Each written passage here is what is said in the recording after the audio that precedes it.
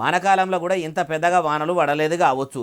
ఏం వాన మొగులుకు తూటు పడ్డదా అన్నట్టే ఒకటే తీరుగా కుండ పోతగా వాన పడ్డది.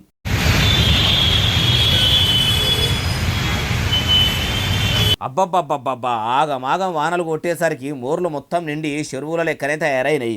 ఇట్లా రోడ్ల మీదకి నీళ్ళు వచ్చేసరికి బండ్ల మీద పోయేటోళ్ళు బాగానే అవస్థలు పడ్డారు. పట్టణంలో కూకట్పల్లి కుంట లెక్క అయింది. కేపీహెచ్బి కాలనీ కాలువలై పారింది.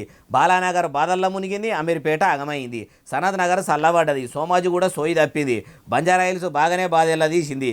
ఎక్కడికక్కడ నీళ్లు జామ్ అయ్యి బండ్లు ఓరాకుండా ట్రాఫిక్ జామ్ కూడా అయ్యింది. ఓ దిక్కు వాన, ఇంకో దిక్కు గాలి దుమారం రెండు గట్టిగా ముదిరేసరికి ఆగమాగం చందన అయ్యింది. ఏలువడిలకు వచ్చిన తొలతల యనుమల రేవంతాలు సారు సడకుల మీద నీళ్లు నిలవకుండా చక్కని సౌలతులు చేస్తామని ఏవేవో ఇద్దెలు పడ్డాడు. అవి 300 భాగోతము మురిపెమన్నట్టే అయిపోయినాయి. హైదరాబాద్ ఆలతు మార్చేస్తా, ఫ్యూచర్ సిటీ గడతా అనుకుంటా ఎచ్చులకు పోవుడు ఉన్నది తప్పితే ఉన్న సిటీలా బాధలు వాపింది లేదు.